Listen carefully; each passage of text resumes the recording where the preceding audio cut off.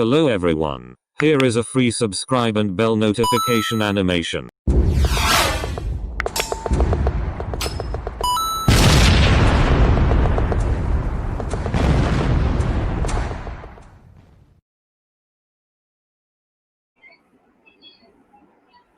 नमस्कार। स्वदेशी आत्मनिर्भर भारत के पूरे टीम की ओर से आपका स्वागत है, अभिनंदन है। स्वदेशी आत्मनिर्भर भारत के 4वें पुष्प में आज हमें जिन महानुभाव का मार्गदर्शन मिलने वाला है, आप है माननीय डॉक्टर जयप्रकाश दुबे जी। आप प्रोफेसर हैं दिल्ली विश्वविद्यालय में और वर्तमान में आप दिल्ली स्कूल ऑफ जर्नलिज्म के निदेशक भी हैं और पूर्व में आप फैकल्टी ऑफ एडल्ट एजुकेशन के HOD और डीन भी रहे। और हम सभी का सौभाग्य है कि आज हम ऐसे महानुभाव को सुनने जा रहे हैं जो अपने आप में बड़ी मतलब बहुत प्रसिद्ध लोग हैं। कल 8 सितंबर को भारत सरकार और यूनेस्को सरकार मिलकर एक कार्यक्रम करता है जो अंतर्राष्ट्रीय साक्षरता दिवस के रूप में, जिसमें वक्ता के रूप में सिर्फ आपको बुलाया गया था। तो ये बहुत सौभाग्य की बात है कि और मंत्री महोदय थे डॉक्टर रमेश निशंक पोखरियाल जी के साथ थे आप वक्ता महोदय के रूप में। आपकी एक लोगों की उपस्थिति थी वहाँ पे, एक ही लोगों को बुलाया गया था। तो ये सबसे बड़ी बात है हम लोगों की कि आपका मार्गदर्शन मिलते रहता है, आशीर्वाद मिलता है हम लोगों को। इससे पहले भी आपका बहुत सारा कार्यक्रम हो चुका है और रियली में जो भी कार्यक्रम जो भी लोग सुनते हैं आपको कहीं ना कहीं मन खुश होते हैं। और क्या है, सभी लोगों की तरफ से आता भी आउटपुट क्या नहीं, डॉक्टर जयप्रकाश दुबे जी को बुलाया जाए। तो और लोगों के अनुरोध पे ही आपसे निवेदन करके और निवेदन करने पे आपने समय दिया, ये सबसे बड़ी बातें हैं। तो आज डॉक्टर जयप्रकाश दुबे जी का दिल की गहराइयों से पूरी टीम की ओर से आपका हार्दिक अभिनंदन है इस कार्यक्रम में। आज कार्यक्रम के लिए आमंत्रित करते हैं।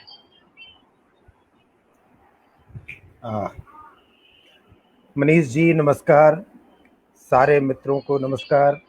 जो लोग भी सोशल मीडिया के तमाम पहलुओं से इस कार्यक्रम में जुड़े हुए हैं, सभी का अभिवादन, सभी का अभिनंदन। और दोबारा कार्यक्रम में मौका देने के लिए मनीष जी आपका तहे दिल से धन्यवाद। आज के कार्यक्रम के बारे में सिर्फ इतना कहूँगा कि भारत में 34 वर्षों के बाद एक ऐसी पहल हुई है जिससे हम आम तौर पर शिक्षा नीति के रूप में जानते हैं, लेकिन उस शिक्षा नीति की जो गंभीरता है, शिक्षा नीति में जो पदार्थ हैं, जो द्रव्य हैं, उनके बारे में चर्चा बहुत महत्वपूर्ण होती चली जा रही है। पहली बार ये लोगों को समझ में आ रहा है। जी जी जी श्रीमान जी, श्रीमान जी, श्रीमान जी, आप लोगों से क्षमा चाहता हूं, बस एक मिनट के लिए हमारे साथ में हम लोगों और दूसरा सौभाग्य ये है कि हम लोगों के साथ में रामराज द्विवेदी जी जुड़ गए हैं, जो आप महाप्रबंधक है ONGC मुख्यालय देहरादून है आपका। तो रामराज जी, आपका बहुत बहुत स्वागत, अभिनंदन है स्वदेशी आत्मनिर्भर भारत पूरे टीम की ओर से। जी आप शुरू कर सकते हैं श्रीमान जी। जी जी नमस्कार द्विवेदी जी। तो एक जो शिक्षा नीति के बारे में जो चर्चा है वो इस बात की है कि उसमें सब्सटेंस क्या है। पहली बार एक चीज समझ में आई है कि आमतौर पर जब कोई सरकार एक नीति, एक सिद्धांत लेकर के आती है तो उसके चर्चा में बड़े साफ विभाजन होते हैं। इस बार वो साफ विभाजन नहीं दिख रहा है। उसके तमाम सारे कारण, उन कारणों की भी चर्चा करेंगे और इनमें जो पदार्थ हैं, जो द्रव्य हैं, उनकी भी बातें करेंगे कि क्या है जो इसको अलग से एक स्थान देता है, क्या है जो इसके महत्व को अचानक बढ़ा देता है। महत्व बढ़ाने के लिए इतिहास के थोड़ा सा पीछे जाने की जरूरत है। भारत में शिक्षा नीति को लेकर के कई सारे प्रश्न जो है शिक्षाविद कई समय से उठाते रहे हैं। एक प्रश्न उठता था कि क्या शिक्षा मूलतः हमारे संस्कारों से जुड़ी हुई है।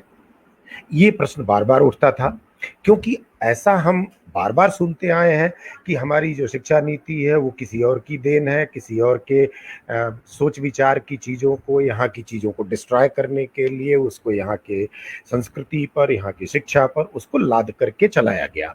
और ये काम तकरीबन 200 वर्षों से चल रहा था। 200 वर्षों में तकरीबन 120 वर्षों का तो बड़ा सब्सटेंशियल एविडेंस है कि इस पूरे प्रोसेस को किस तरीके से तोड़ने की, इसको बदलने की एक बड़ी ऑर्गेनाइज प्रक्रिया शुरू हुई, और जिसके तहत इसमें कुछ जो चीजें संभल के आई, निकल के आई, वो हमारे सामने थी। इसलिए हम बार बार चर्चा करते थे कि क्या शिक्षा हमारी संस्कृति से, क्या शिक्षा हमारी जरूरतों से जुड़ी हुई है। कल शिक्षा मंत्री ने एक कार्यक्रम में, आज भी एक कार्यक्रम में उन्होंने कहा कि आज के 200 वर्ष पहले भारत में शिक्षा का प्रतिशत 1947 की शिक्षा दर से कई गुना ज्यादा था। यानी कि कुछ ऐसी बातें थीं जिनकी वजह से शिक्षा में वो दिनों दिन वो घटोत्तरी होती चली आई। वो घटोत्तरी क्या थी? घटोत्तरी ये थी कि शिक्षा में जो 3 बड़े स्पष्ट आयाम हैं, जो मुकुल जी कहते हैं कि शिक्षा क्या युक्त करी है, क्या आपको स्किल करती है क्या शिक्षा? तो स्किल नहीं कर रही थी शिक्षा। शिक्षा में एक लैंग्वेज आपका एडिशनल इनपुट बनता था कि आप उस भाषा के माध्यम से शिक्षा को जानने की, समझने की, करने की कोशिश करते थे। तो युक्तिकरी, जहां पर प्रश्न उठता था कि युक्तिकरी में क्या आपके अंदर कोई ऐसी स्किल आई जो आप जीवन में उसका उपयोग करके अपने को सार्थक रूप से समाज में प्रतिष्ठित कर सकें। यह प्रश्न बार बार उठता था, और इस प्रश्न का जवाब अंग्रेजी माध्यम से लादी गई शिक्षा में उत्तर नहीं मिलता था। तो इसका उत्तर इस शिक्षा नीति में कहीं ढूंढने का प्रयास किया गया कि क्या शिक्षा युक्तिकरी हो सकती है क्या। दूसरा था, शिक्षा का तो मतलब ही होता है कि शिक्षा बंधनों से मुक्त हो। शिक्षा में यह निर्देश नहीं होता कि इससे शिक्षित हो करके आप किस तरह का जीवन यापन करेंगे, ये बड़ा स्पष्ट नहीं होता।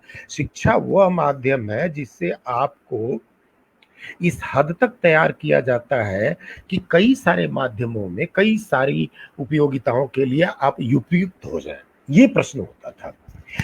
अब इसमें कहते हैं कि क्या वो मुक्त करी थी, क्या वो हमें मुक्त करती है क्या? तो शिक्षा में जो मुक्त करने का, अपने अपने बंधनों से निकल करके बाहर सोचने का, समझने का, जिसको बाद में हम देखेंगे कि वो मुक्त करी क्या है। मुक्त करी क्या है कि आपकी क्रिएटिविटी बढ़ी, आपने अपने अंदर जो क्रिएटिविटी है उसको इस्तेमाल करने की कोई व्यथा तैयार की, कोई व्यवस्था बनाई। तीसरा कहता है कि मुकुल जी कहते हैं कि अर्थ करी भी होनी चाहिए। अर्थ करी करके जब युक्ति करी होगी, मतलब स्किल्ड होंगे, मुक्त करी होगी, जब आप मुक्त कंठ से, आप निर्विवाद रूप से शिक्षा को, यत्न को आप हासिल करने की जब कोशिश करेंगे, तो शिक्षा में तो अर्थ आएगा, उसका फायदा तो आपको मिलेगा। चाहे आप ज्ञानी के रूप में करें, चाहे स्किलफुल आर्टिजन के रूप में करें, चाहे कृषि के उत्पादक के रूप में करें, कृषि के प्रोसेसर के रूप में, किसी भी तरीके से करेंगे, तो जब युक्ति होगी आपके अंदर, मुक्ति होगी, तो अर्थ तो उसमें से निकल के आएगा। इन तीनों प्रोविजनों को ध्यान में रखते हुए ये चीजें चुनी गई थी। कहता है कि मुक्ति करी में एक और भी चीज थी जो अंग्रेजी की वजह से वो खत्म हो गई थी। वो क्या थी कि भाषा का एक बंधन हो गया था कि अगर ये भाषा सीखोगे तो समाज में आपकी उपयोगिता अचानक बढ़ जाएगी। ये उपयोगिता बढ़ने लगी लोगों की, और इसमें कोई निस्संदेह है कि कुछ लोगों की बढ़ी, लेकिन इसकी एक सीमा है। सीमा क्या है कि अंग्रेजी माध्यम से पढ़े लिखे लोगों को अगर कोई व्यवसाय तो मिलना नहीं था, कोई सरकारी उपक्रम में काम करने का मौका मिलता है तो उसकी तो एक सीमा है कि 3%, 4%, 5% लोगों से ज्यादा को नहीं मिल सकती थी। तो फिर वो अंग्रेजी पढ़ने का भी लोगों को फायदा नहीं मिलने लगा, तो फिर ये सीमा भी खत्म हो गई। तो एक तो आपकी क्रिएटिविटी खत्म हुई, दूसरे आपको इसकी उपयोगिता भी नहीं बढ़ी। अब ऐसी स्थिति में शिक्षा को फिर उस मुक्ति की तरफ ले जाने की जरूरत पड़ी।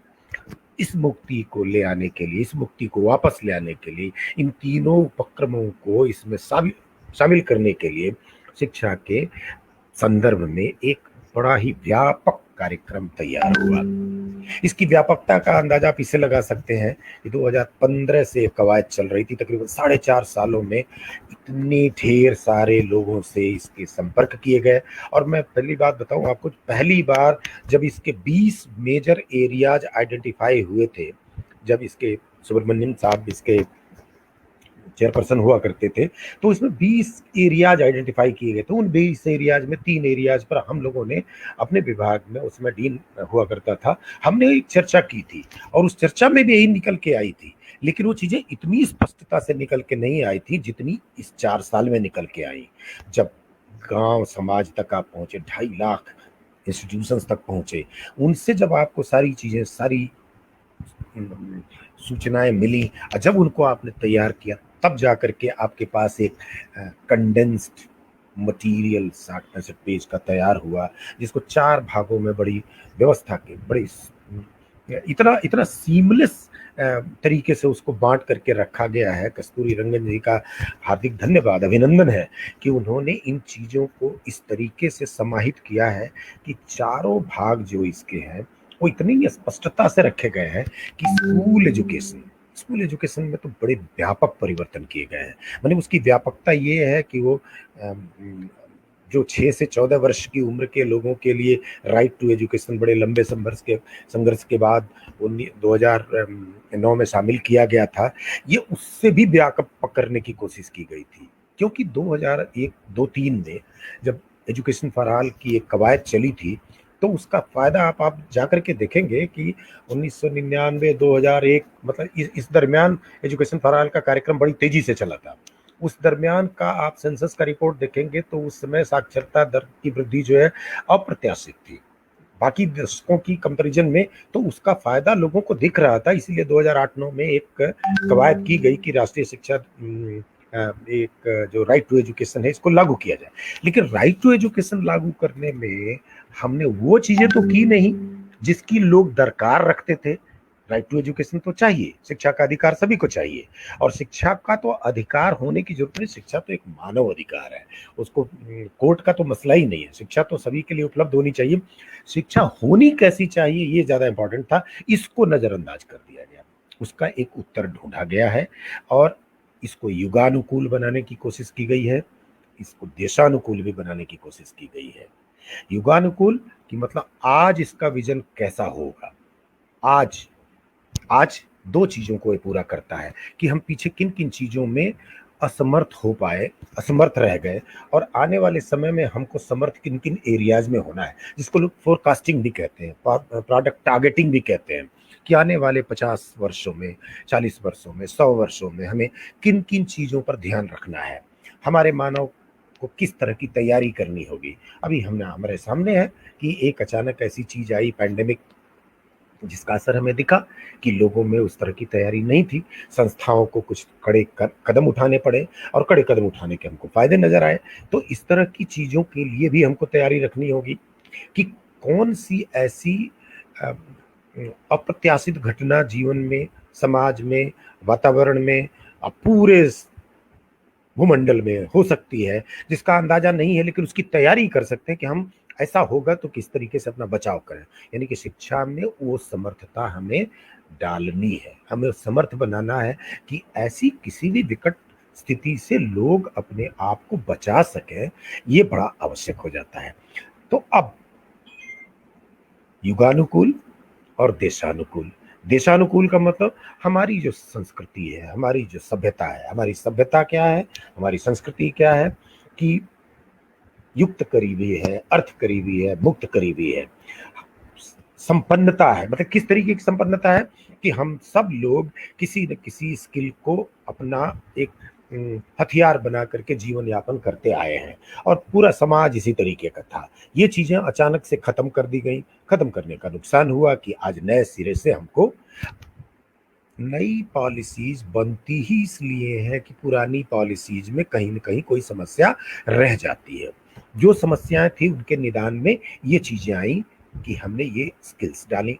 इन स्किल्स के क्या देशानुकूल है, क्या विश्व के अनुकूल है, इस पर भी एक छोटी सी चर्चा का एक संदर्भ आएगा जो थोड़ी देर बाद आएगा। अभी हम ये बताना चाहते हैं कि 34 वर्षों के कुछ जो मुश्किलें आई थी, उन मुश्किलों के आधार पर एक विजन तैयार किया गया है। ये विजन वर्तमान की स्थिति को मीट करते हुए और भविष्य की तैयारियों के लिए सबको तैयार करने के लिए सक्षम है। जो सक्षमता है उसमें जो कहा था ना कि ये मुक्त करी में क्या है कि सबसे बड़ी समस्या ये थी कि हर व्यक्ति, पिछले 30 सालों का हमारा अपना अनुभव है कि हम लोग जब भी बात करते थे तो कहते थे कि बच्चों की पढ़ाई मातृभाषा में होनी चाहिए, लेकिन ये हम कर नहीं पा रहे थे। कई बार इसको कोशिश की गई थी, लेकिन अल्टीमेटली ये एक सिंबॉलिक रूप में रह जाता था और इसका कोई बहुत व्यापक असर प्रणाली पर नहीं दिखता था। दूसरा क्या था कि शिक्षा में एस्पिरेशन जनरेट करने की क्षमता हो। शिक्षा तो थकाऊ होती जा रही थी, शिक्षा तो लेने के बाद उत्पादन की प्रक्रिया में हिस्सेदार न होने का कुंठा भरता जा रहा था। तो एस्पिरेशन का मतलब क्या है, जिसको आजकल कहते हैं कि हम उम्मीद करते हैं कि हर व्यक्ति जो साक्षर हो, सक्षम हो, वो लोगों को उपयोगी बना सके, लोगों के लिए उत्पादकता क्रिएट कर सके, यानी कि वो जॉब देने वाला बने, जॉब क्रिएटर बने, ना कि जॉब सीकर बने। तो अब इसकी व्यवस्था की इंतजाम करने की जरूरत पड़ी है। इसीलिए बचपन से काम के प्रति लगाव, काम का सम्मान, कला का सम्मान, ये सारी चीजें इस प्रक्रिया में जोड़ती चली जा रही हैं। अगली चीज क्या थी कि पूरी व्यवस्था को जो बाउंड्रीज में बांधा गया था, बाउंड्रीज में क्या बांधा गया था कि आप चाहे कुछ भी कर लें, अगर आपने बीएड नहीं किया है तो आप कहीं स्कूल के टीचर भी नहीं हो सकते हैं। अगर आपको बायोलॉजी आती है तो आप बायोलॉजी में काम नहीं कर सकते अनलेस एंड अनटिल आपकी डिग्री ना हो उस सब्जेक्ट में। अगर आपने किसी और सब्जेक्ट में डिग्री ली है तो उस एरिया में आप काम नहीं कर सकते। यह एक बंधन था, और यह बंधन इतना रिजिड हो गया था कि इसकी रिजिडिटी को तोड़ पाना हम लोग चाह के भी नहीं तोड़ पाते थे, प्रयास भी करते थे, क्योंकि कानूनी रूप से इस तरह को चीजों को वैध ठहरा दिया गया था। तो जब भी इसको आप वायलेट करेंगे, आप कानून का उल्लंघन करते थे, और इसके लिए था कि प्रॉब्लम में प्लेंटी था।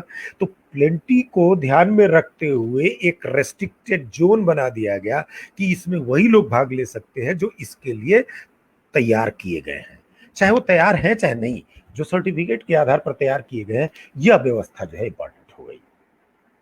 अब 15 लाख स्कूलों में इस तरह की कोई व्यवस्था लागू करनी है कि सबको जो है मुक्तता के साथ, सबको उपयोगिता के आधार पर, सबको एक प्रयोजन के आधार पर उपयुक्त तैयार किया जाए, एक बड़ा प्रश्न है। इस बड़े प्रश्न की तैयारी इसीलिए शिक्षा को 6 साल से पीछे और 14 साल से आगे भी ले जाया गया। 5+3+3+4 एक लंबा स्पैन बनाया गया। स्कूलों से कॉलेजेज में सीमलेस मूवमेंट के लिए, सब्जेक्ट का मूवमेंट, सीमलेस मूवमेंट कहते हैं ना, कि एक डिसिप्लिन से दूसरी डिसिप्लिन में जा पाना। छोटे छोटे प्रयास हुए थे पिछले सालों में, जब चॉइस वगैरह की बातें उठ के आई थी, लेकिन वो भी इतने रेस्ट्रिक्टेड थे कि आप ये कर सकते हैं लेकिन ये नहीं कर सकते। इसमें क्या है कि बड़ी सारी स्वतंत्रता हमको मिलने वाली है, और ये स्वतंत्रता धीरे धीरे लागू होगी, इसलिए व्यवस्था को डिस्टर्ब भी नहीं करेगी। ये आने वाले समय में बड़े ग्रेडेड फॉर्म में लागू होती रहेगी। और हायर एजुकेशन में एक बड़े आमूल चूल परिवर्तन, जैसे स्कूल में परिवर्तन हो रहा है, वैसे ही हायर एजुकेशन की सबसे बड़ी समस्या क्या थी? स्कूल की एजुकेशन की तो दो ही समस्याएं हैं कि सभी को शिक्षा मिले और सभी को बेहतर शिक्षा मिले। इसमें व्यवस्था ये कर दी गई कि सब लोग मिलकर के इस कार्य को करेंगे। सरकार अपने दायित्वों से नहीं भागेगी, लेकिन सरकार किसी और को काम करने से नहीं रोकेगी, ये भी स्पष्ट हो गया। यही चीजें हायर एजुकेशन में बड़े इतने 10-12 सालों के अथक प्रयास के बाद एक मैसिव स्केल पर ड्राइव चलाने के बावजूद भी शिक्षा में हमारा हायर एजुकेशन का जो GER होता है, ग्रास एनरोलमेंट रेशियो, वो कुल मिलाकर के 22 से 23% के आसपास पहुंचा है। जबकि दुनिया में एक स्टैंडर्ड है कि 50% के आसपास ये होना चाहिए। जो भी डेवलपिंग इकोनॉमी है या डेवलप्ड इकोनॉमी है, इससे ऊपर आप जाएंगे तो उसके बाद आपको व्यवस्था में उस तरह के परिवर्तन ले आने पड़ते हैं। इसके इतने लोगों को शिक्षा देने का मतलब है कि इतने टीचर्स भी चाहिए, इतने इंस्टीट्यूशंस भी चाहिए, और इतने लोग पढ़ के निकलते हैं तो किसी कार्यक्रम में भाग लेते हैं, उत्पादन के क्षेत्र में जाते हैं, सेवा के क्षेत्र में जाते हैं, तो ये सब चीजें बड़ी स्पष्टता से ये सब काम करने लगती है। इनको ध्यान में रखते हुए इसको बढ़ाने का काम होना है। अभी आज की डेट में 700 यूनिवर्सिटीज है, तकरीबन 40-45 हजार कॉलेजेज हैं।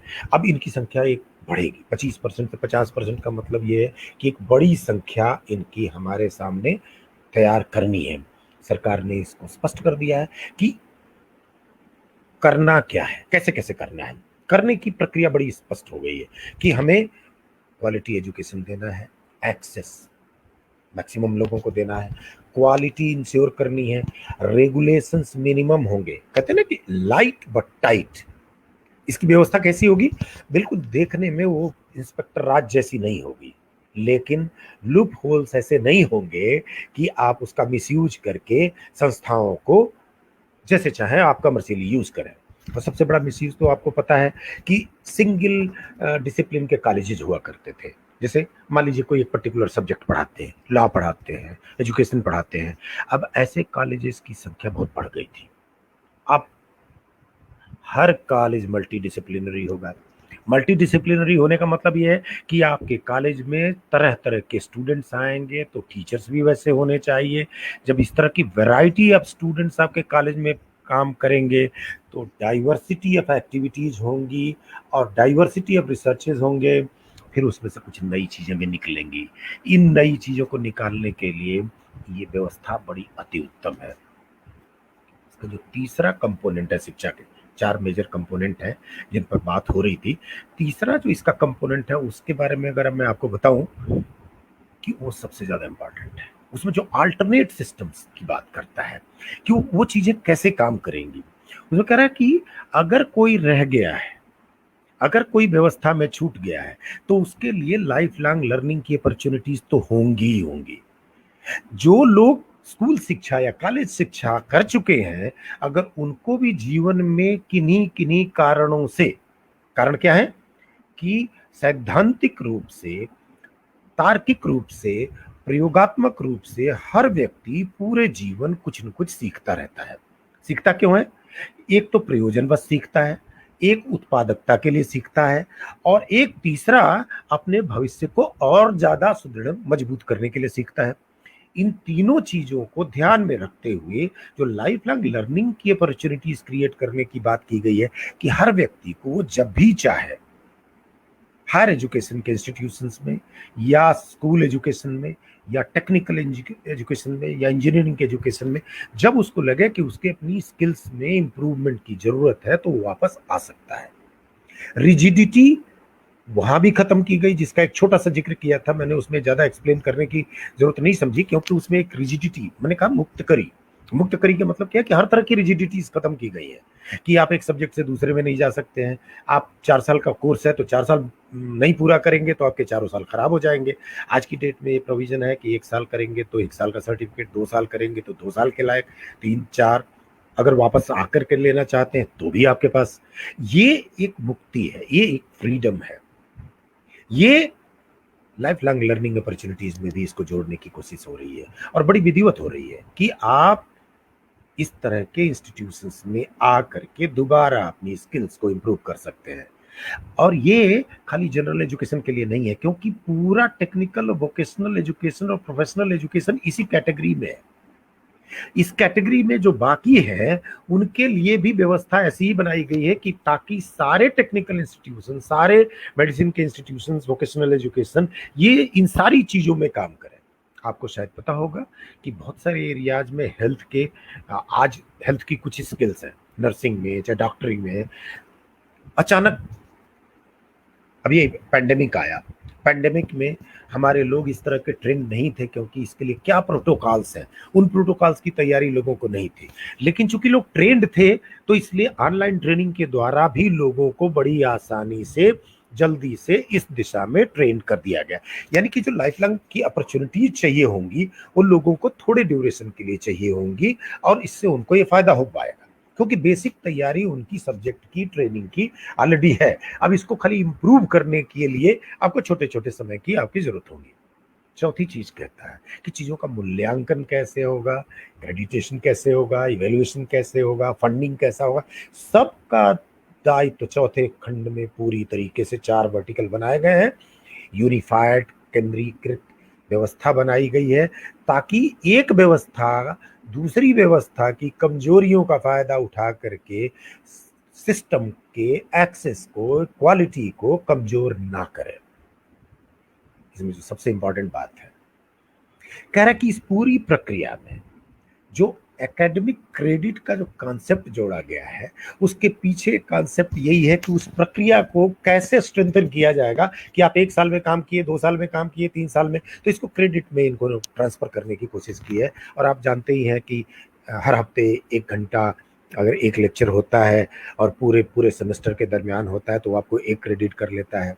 4 क्रेडिट के लिए, 5 क्रेडिट के लिए आपको इस तरीके की व्यवस्था बनी हुई है। अब ये कह रहा है कि जितना आप अर्न करेंगे वो आपके बैंक में जमा हो जाएगा।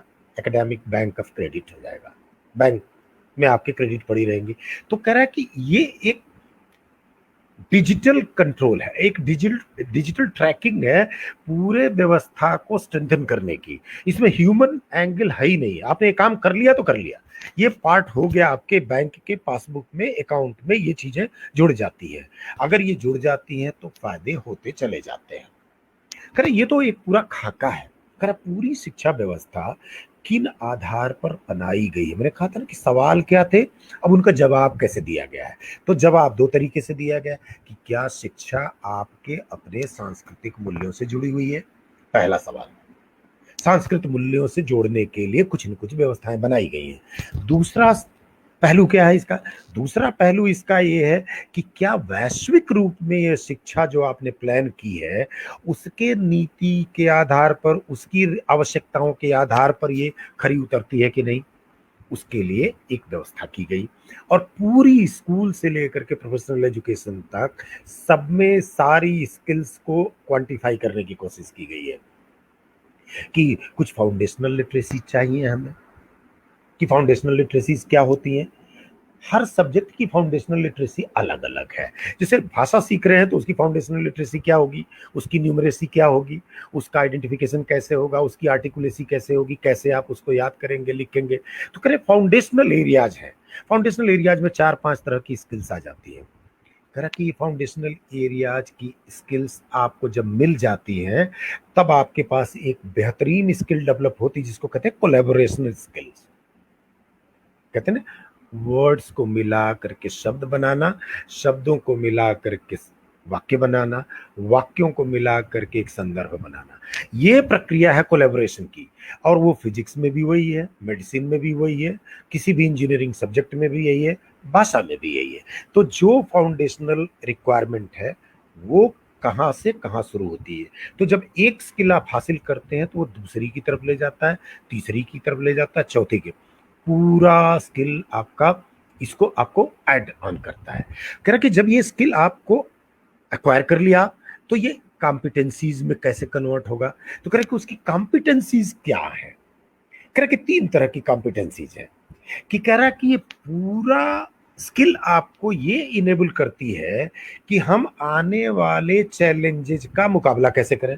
हमारे आने वाले चैलेंजेस क्या हैं कि किसी प्रश्न का जवाब है, किसी बड़े अरिथमेटिकल प्रॉब्लम का सलूशन है।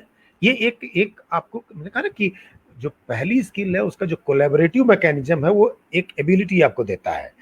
Ultimately that ability results into competences. वो कॉम्पिटेंस क्या है? कॉम्पिटेंस ये है कि एनी प्रॉब्लम, कॉम्प्लेक्स प्रॉब्लम खाली नहीं, any problem which comes to you either from the discipline area और from the life skill life areas, वो आपको एक पावर देता है जिसकी मदद से आप उसका हल निकाल सकें। ये कॉम्पिटेंसीज है। कहता तीसरी एक चीज है जिसको कहते हैं कैरेक्टर क्वालिटीज। कह रहा है इन पूरी 3 ब्रॉड एरियाज में 16 स्किल्स हैं और ये सब सब्जेक्ट में लागू होती है। वैसे तो ये बनाया गया था, वर्ल्ड इकोनॉमिक फोरम ने इसको आइडेंटिफाई किया था उनके लिए जो बेसिक स्किल्स की रिक्वायरमेंट पे आते हैं, लेकिन आप इनको देखेंगे तो ये सब जगह फिट बैठते हैं। तो कह रहा है कैरेक्टर क्वालिटीज क्या है। कह रहा कैरेक्टर क्वालिटीज कह रहा है कि एक बार तो आपको प्रॉब्लम का सोल्यूशन आ गया, लेकिन कह रहा है कि कुछ प्रॉब्लम तो ऐसे हैं जो आपके सब्जेक्ट से रिलेटेड नहीं है। वो कहता है कि समाज से रिलेटेड हो सकते हैं, पर्यावरण से रिलेटेड हो सकते हैं, प्रकृति से रिलेटेड हो सकते हैं। तो कह रहा है कि वो कैरेक्टर क्वालिटीज क्या है, जैसे ईमानदारी है, देश प्रेम है, ये सारी चीजें हैं। कह रहा है कि ये कैरेक्टर की क्वालिटीज है और कह रहा है कि ये कैरेक्टर की क्वालिटीज वहां के संदर्भ से निकल के आएंगी। इसका आइडेंटिफिकेशन कोई थियोरेटिकली नहीं करेगा, ये अपने आप गुण में आएंगी, उनके गुणों में परिवर्तित होंगी और ये गुण आपको संपन्नता देंगे। इनके आधार पर आप आगे चलेंगे। इसलिए एक चीज जो बड़ी स्पष्टता से अब आज की डेट में समझ में आती है कि 4.5 साल का यह प्रयास, कस्तूरी रंगन जी के नेतृत्व में किया गया काम और एक मैसिव एक्सरसाइज के तहत हुआ जो यह कार्यक्रम है, वो 2 चीजों की तरफ इशारा करता है कि हमारी शिक्षा व्यवस्था 2020 जो 29 जुलाई को लागू हुई है, उसके दोनों संदर्भ, एक सांस्कृतिक भारतीय संदर्भ और दूसरा वैश्विक संदर्भ। वैश्विक संदर्भ के बारे में थोड़ी सी और बात कहनी जरूरी है, लेकिन मुझे लगता है कि आपको सब पता है कि वैश्विक संदर्भ में अगर कोई ये कहे कि अगर आप सांस्कृतिक संदर्भ में बात कर रहे हैं तो इसका मतलब दुनिया में जो हो रहा है उसको छोड़ दे रहे हैं। छोड़ना नहीं है। ये तीनों स्किल्स, ये तीनों डोमिनेंट जो डोमेन है वो हमारे व्यवस्था से सीधे सीधे जुड़े हुए हैं। और आप किसी भी संदर्भ में इसको आप अपने वहाँ की शिक्षा व्यवस्था में महाभारत काल में या किसी भी काल में जा करके देखिए, आपको ज़्यादा दूर जाने की नहीं है। आज की डेट में किसी ये जो इस तरह के वैदिक स्कूल्स होते हैं उनके पास चले जाइए और देखिए कि वो कैसे शिक्षा व्यवस्था में कर रहे हैं। ये सारी की सारी तीनों ब्रॉड एरियाज की 16 स्किल्स आपको वहाँ, यहाँ तो 64 कलाओं की बात होती है, 16 स्किल्स तो बहुत ही कम पड़ती हैं। अगर आप 64 कलाओं के लिए शिक्षा को विकसित करने की ताकत रखते हैं तो इसका मतलब आप अपने ह्यूमन रिसोर्सेज को, अपने संसाधनों को पूरी तवज्जो देते हैं और उसको इस बात के लिए तैयार कर रहे हैं कि वो आने वाले समय का मुकाबला बड़ी दृढ़ता से, बड़ी ताकत से कर सकने में समर्थ रहेगा। भारत सरकार का अभिनंदन है, शिक्षा मंत्रालय का अभिनंदन है। और इसमें जितना आप ढूंढने की कोशिश करिए, जितना प्रयास करिए, आपको उतनी ताकत मिल रही है। इस शिक्षा के छोटे से डॉक्यूमेंट में, ये डॉक्यूमेंट तो बहुत कॉम्पैक्ट है। और हम लोग तो चूंकि शिक्षा जगत से जुड़े रहे हैं तो पिछली जितनी भी शिक्षा के प्रयास हुए 48, 66, 86 वो सब हम लोग देखे हैं। तो उन सबको देखने के बाद एक ही चीज़ नज़र आती है कि शायद कोई लूप होल छोड़ा नहीं गया है। हाँ, करने में एक मुश्किल आएगी, लेकिन करने में जो सहयोग मांगा गया है, लोगों से कहा गया है कि ये आपकी शिक्षा नीति है, ये आपको लागू करना है, इसके कर्णधार आप हैं, इसके सूत्रधार आप हैं, जो जो दारोमदार सबको दिया गया है। सरकार अपना काम निभाएगी, लेकिन सबको अपना काम निभाते रहना है। ग्राम पंचायतों को अपना रोल निभाना होगा कि किस तरीके से ग्राम पंचायतें अपने स्कूल व्यवस्था को एक संपूर्ण कला के केंद्र के रूप में प्रतिष्ठित करने में कामयाब होते हैं। संपूर्ण एक्टिविटी सेंटर के रूप में, अपनी खाली पंचायत एक्टिविटी सेंटर ना हो, स्कूल का वह केंद्र जो है, स्कूल भी एक एक्टिविटी सेंटर के रूप में बने, वो भी पूरा पेरेंट स्टूडेंट सब मिल करके एक कोलैबोरेटिव मैकेनिज्म में हमारा पीयर बढ़ जाए। आज की डेट में हमारा पीयर क्या है कि हमारा एकेडमिक एरिया के लोग हैं, लेकिन समाज जिसके द्वारा, जिसके लिए हम काम करते हैं, वो हमारे पीयर का हिस्सा नहीं बनता है। हम उसको पीयर का हिस्सा बनाने की कोशिश ये शिक्षा नीति करती है। इस संदर्भ में अगर आप देखते हैं तो एक बड़े ही मजबूत अस्त्र के रूप में शिक्षा नीति हमारे सामने दिखाई देती है। और मैं तो कहूँगा कि जितना इसके बारे में पढ़ते हैं उतना ही अच्छा दिखता है कि व्यक्तिगत ज़रूरतों को, सामाजिक ज़रूरतों को, देश की ज़रूरतों को, जैसे लगता है ग्रेडेड फॉर्म में हर चीज़ों को पूरा करते हुए हम आगे बढ़ रहे हैं। जैसे एक स्किल से दूसरा, दूसरे से तीसरा, तीसरे से चौथा, 16 स्किल या 64 कलाएं, ये एक स्किल दूसरी स्किल में जो ले जा रही है, आपके कम्युनिकेशन के, संचार के उन माध्यमों से जोड़ रही है। जैसे किसी जमाने में कहा जाता था कि संचार के 3 ग्रुप है। पहला है LC1 जिसे कहते हैं, level of communication 1। Level of communication 1 में क्या होता था कि हम अपने परिवार से कम्युनिकेट करते थे। परिवार से जब कम्युनिकेट करते थे तो भाषा सीमित थी, जिसमें गाली का प्रयोग नहीं था, कुछ ऐसे शब्दों का प्रयोग नहीं था। शायद परिवार से संपर्क का मतलब है कि एक निश्चित आयु वर्ग की बात है। तो LC1 में हम मातृभाषा में उन शब्दों का इस्तेमाल करते थे जो दैनंदिन के उपयोग के हमारे काम आते थे, जो संस्कार के रूप में हमारे पास काम आते थे, और जो माता पिता की दृष्टि में भविष्य के निर्माण के लिए जरूरी होते थे, उनका होता था। लेकिन जैसे ही परिवार के बाद स्कूल में हम पहुंचते थे तो हमारा दायरा बढ़ता था। स्कूल, अब ये लेवल ऑफ कम्युनिकेशन हमारा बढ़ना शुरू हो जाता था। और ये चलता था जब हम दूसरी भाषाओं में भी इंटरेस्ट लेने लगते थे। मातृभाषा से बाहर हम चले जाते थे। तो मातृभाषा से बाहर जाने का मतलब ये नहीं है कि खाली आपकी भाषा बदल गई, आपके संदर्भ बदल गए, शब्द बदल गए, शब्दावली बदल गई, उनके उपयोग बदल गए, लोग बदल गए, आपके भाइयों की संख्या बढ़ गई, आपके मित्रों की संख्या बढ़ गई। यह परिवर्तन है LC2 का। ये वही स्किल्स है, एक स्किल से दूसरी, दूसरी से तीसरी में जब आप जाते हैं। और कह रहे तीसरी स्किल क्या है तीसरी स्किल में तो आप जब संसार के लिए आप काम करने लगते हैं, एक ट्रेड के लिए काम करने लगते हैं, व्यवसाय, एक समाज के लिए काम करने लगते हैं, तो ये सारी व्यवस्थाएं आपके लिए इसमें जुड़ी हुई है। एक जी, तो अब मुझे लगता है कि मैंने अपनी बात रखी है, और मनीष जी आप हैं? साविद्या या विमुक्ते का बड़ा स्पष्ट दृष्टिकोण है, और द्विवेदी जी तो बैठे हुए हैं, कुछ अपना इस पर ऑब्जर्वेशन देंगे, और कुछ प्रश्न वगैरह भी आएंगे, उन प्रश्नों का भी कुछ उत्तर ढूंढा जाएगा। थोड़ा मैं जल्दी भागने का भी प्रयास करूंगा, क्योंकि 6:50 पर मुझे एक कार्यक्रम ज्वाइन करना है जो बड़ा पहले से निर्धारित था, यह बीच में जुड़ा है, तो इसलिए फोरम खोल देते हैं हम लोग। द्विवेदी जी आपके ऑब्जर्वेशन से, और अब आप इस मंच का संचालन करें। जी जी, अभी बस आलोक जी जुड़ गए हैं, आलोक जी का प्रश्न ले लेते हैं। आलोक जी आपका स्वागत है, अभिनंदन है। आलोक जी अगर आपका कोई प्रश्न हो तो पूछ सकते हैं। जी आलोक जी आप बताएं जल्दी। जी भाई साहब, जी भाई जी। साहब, नमस्कार सभी को। तो मेरा भाई साहब ये प्रश्न है कि जैसे हम लोग बिहार से हैं तो वहाँ 10th तक संस्कृत अनिवार्य है। तो अब जैसे नई शिक्षा नीति आई है तो उसमें आगे संस्कृत का मतलब कैसे रोल रहेगा? जैसे कि 10वीं के बाद अब क्या स्टेट बोर्ड्स में भी संस्कृत ले सकते हैं?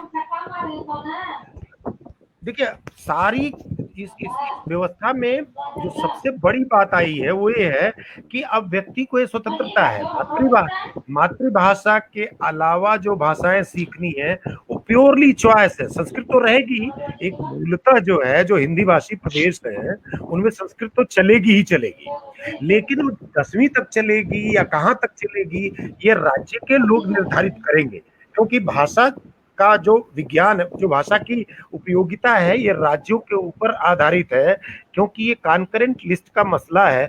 जो यूनिवर्सल रूप से लागू होने वाली चीज है वो ये है कि मातृभाषा का इस्तेमाल हमको एक निश्चित सीमा तक करना है, वो एक बाध्यता हो सकती है। आगे कौन सी भाषा का कितना उपयोग होगा, संस्कृत का तो प्रचलन बढ़ना है, संस्कृत की तो उपयोगिता बढ़नी है। उसके कारण ये है कि संस्कृत जैसे जैसे सब लोग सीखना शुरू कर रहे हैं, सबको एक चीज समझ में आ रही है कि एक वैज्ञानिक भाषा है जिसको सीखना आसान है, जिससे क्रियात्मकता ले आना आसान है, और इसके द्वारा हम अपने संस्कारों को, अपनी व्यवस्था को, चीजों को इतिहास में भी जा करके जान सकते हैं और भविष्य के लिए एक नई बुनियाद डाल सकते हैं। तो संस्कृत का महत्व घटना नहीं है, संस्कृत का महत्व इससे बढ़ना है। बाध्यता नहीं रहेगी, बाध्यता चीजें खत्म हो जाएंगी, ये जहां जैसा जरूरी होगा वैसा लोग करेंगे। जी जी आलोक जी धन्यवाद। मुझे लग रहा है कि आप बहुत 6:50 के पहले ही 50 के 6:50 के पहले ही आदरणीय जयप्रकाश दुबे जी को जाना है। तो कोई नहीं, चंदन जी हमारे साथ जुड़े हैं। चंदन जी आप रेलवे में कार्यरत हैं, आपका भी स्वागत आभार है। बबीता जी जुड़ी हुई हैं, बबीता अग्रवाल जी लखनऊ से, सोशल वर्कर है, अपना बिजनेस है आपका। तो मुझे लगता है कि बहुत जल्दी में है, और मैंने आपके लिए RR द्विवेदी जी को बुलाया हूँ आज विशेष आग्रह से, रामराज द्विवेदी जी को। और मेरे एक आग्रह पे आप मान गए, ये बहुत बड़ी बातें हैं और आपने समय दे दिया है। तो मैं सोचूंगा, मैं चाह रहा हूँ जल्दी ये कार्यक्रम समाप्त हो। मैं आपको भी जाना है, और RR द्विवेदी जी को मैं आपके धन्यवाद ज्ञापन के लिए बुलाया हूँ, तो मैं धन्यवाद ज्ञापन।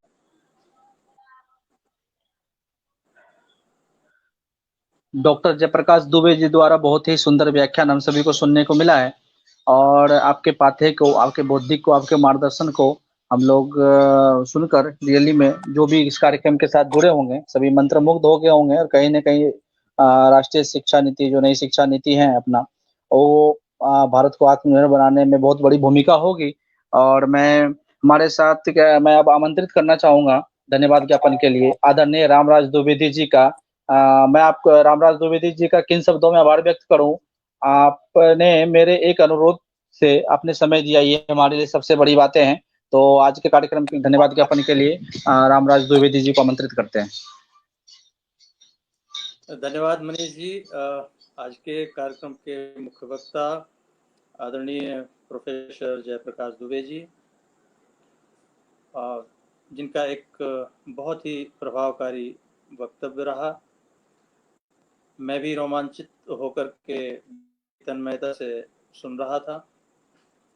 कुछ जो प्रमुख बिंदु उन्होंने सबके सामने रखे कि सा विद्या या अभिमुक्त ये और उससे संबंधित विद्या अर्थ करी और मुक्त करी होनी चाहिए, बिल्कुल सही बात है। प्राचीन काल का जो हमारा शिक्षा दर्शन था वो दरअसल इसी पर आधारित था। मानव जीवन में जो मूल्य हैं वो सदा सर्वदा आगे रखे गए हैं, और जब बात शासन और नीतियों की आती है तो मुझे बरबस लंका कांड की वो चौपाई याद आ जाती है जिसमें कहा गया है, सौरज धीरज ते रथ चाका, सत्यशील दृढ़ ध्वजा पताका। इसमें सत्यशील दृढ़ ध्वजा पताका जो ये लाइन है, इसको मैं थोड़ा सा आपके सामने स्पष्ट करना चाहूंगा आज के संदर्भ में, कि सत्य में दृढ़ता होनी चाहिए। जैसे कि किसी भी ध्वज में ध्वज दंड बहुत ही दृढ़ होता है, और जो पताका होता है, उसका झंडा जो होता है वो बहुत ही ज्यादा फ्लेक्सिबल होता है, तभी वो लहराएगा।